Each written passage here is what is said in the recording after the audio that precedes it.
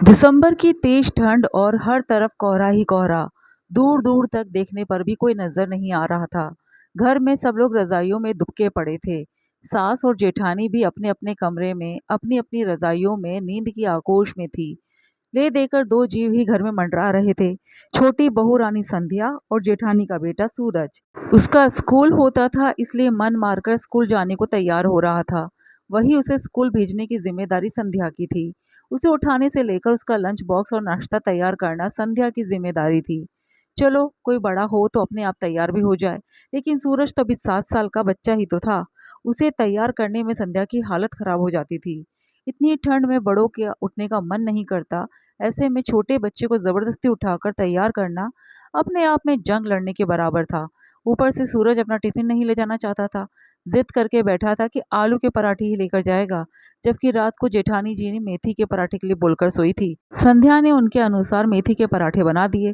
अब इतना वक्त भी नहीं था कि आलू के पराठे बनाए, इसलिए जैसे तैसे उसे तैयार करके स्कूल भेजा। दरवाजा बंद करके अंदर आई तो देखा सूरज अपना टिफिन यही छोड़ गया। अब टिफिन देने कहा जाए। हालांकि जानती थी कि जेठ जी दुकान जाते समय देते जाएंगे, क्योंकि स्कूल रास्ते में ही था। पर सास और जेठानी को कौन समझाए। समस्या यही तो थी। अगर कोई कमी रह जाए तो सास जेठानी भी सुनाने लग जाती थी। जब से शादी हुई थी तब से उसका पाला एक सास से नहीं बल्कि दो दो सास से हुआ था। अभी 3 महीने पहले ही तो संध्या की शादी संयुक्त परिवार में हुई थी। घर में सास ससुर जेठ जेठानी एक छोटा देवर मौजूद थे। घर में जेठानी का एक बेटा भी था। जब से संध्या शादी होकर इस घर में आई थी तब से सास के साथ साथ जेठानी ने भी कामों से संन्यास ले लिया था। हाँ, बैठी बैठी ऑर्डर जरूर देती रहती और फिर सबको कहती कि मैंने काम किया है। कुछ कहो तो कहती कि मैं इस घर में तुझसे पहले आई थी, मैंने भी तो इतने सालों से काम किया है। सास को तो इससे कोई लेना देना ही नहीं, क्योंकि उनके अनुसार तो घर का काम हो रहा था। तो उन्हें क्या समस्या। समस्या तो संध्या को थी। इतने लोगों का काम करते करते उसकी हालत खराब हो चुकी थी। खैर, संध्या टिफिन वापस रसोई में लेकर गई और सबके लिए चाय तैयार करने लगी। चाय बनाकर सबको उनके कमरे में ही चाय पकड़ा कर आई और नाश्ते की तैयारी में लग गई। इधर सासू माँ और जेठानी चाय पीकर वापस रजाई में दुबक गए। जबकि जेठ जी अपने कमरे में से चाय का कप रसोई में रखने आए तो देखा सूरज का टिफिन वही रखा हुआ था। उसे देखकर पूछा, क्या हुआ संध्या बहू, आज भी सूरज टिफिन लेकर नहीं गया? हाँ भैया जी, सूरज आज भी टिफिन यही घर पर छोड़ गया। वह आलू के पराठे की जिद कर रहा था और आज तो मेथी के पराठे बने हैं। ये लड़का भी ना बड़ा जिद्दी हो गया है। कोई बात नहीं, दुकान जाते समय मैं स्कूल में देता जाऊंगा, कहकर जेठ जी अपने कमरे में चले गए। कुछ देर बाद घर के पुरुष नहा धोकर नाश्ता करने बैठे।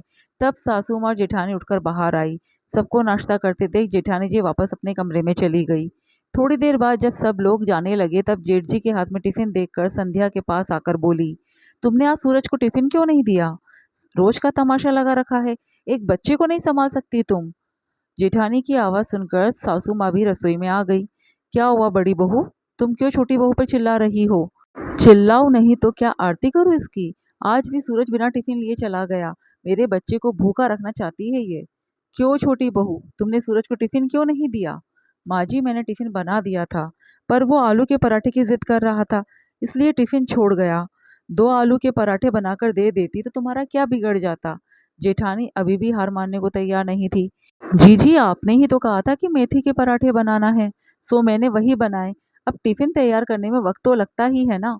2 पराठे बनाने में क्या समय लगता है? समय से उठा करो तो हर काम समय पर हो।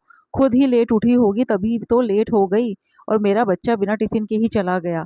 जेठानी ने कहा, ये तो गलत बात है छोटी बहू, तुम रोज लेट उठती हो फिर सूरज बिना टिफिन लिए चला जाता है।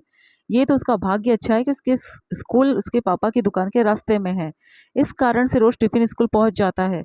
इतनी लापरवाही अच्छी नहीं। सासू माँ भी छोटी बहू को समझा रही थी। और नहीं तो क्या, काम करते ही जोर आता है। जब मैं सुबह उठकर सूरज को तैयार करती थी तो वो बिना टिफिन लिए स्कूल कभी नहीं गया। खुद का बेटा होता तब समझ में आता। आखिर संध्या से बर्दाश्त नहीं हुआ तो उसने जवाब दिया, बस बहुत बोल लिया आपने जीजी। कब से आप मुझे सुनाई जा रही है? एक तो इतने कड़ाके की ठंड में जहाँ आप लोग रजाई में दुबके रहते हो, वहां मैं उठकर इसको तैयार करती हूँ। ऊपर से आप लोगों की 2 बातें सुनती हूँ। अगर इतनी ही फिक्र है अपने बेटे की तो कल से आप उठकर तैयार कर दीजिएगा।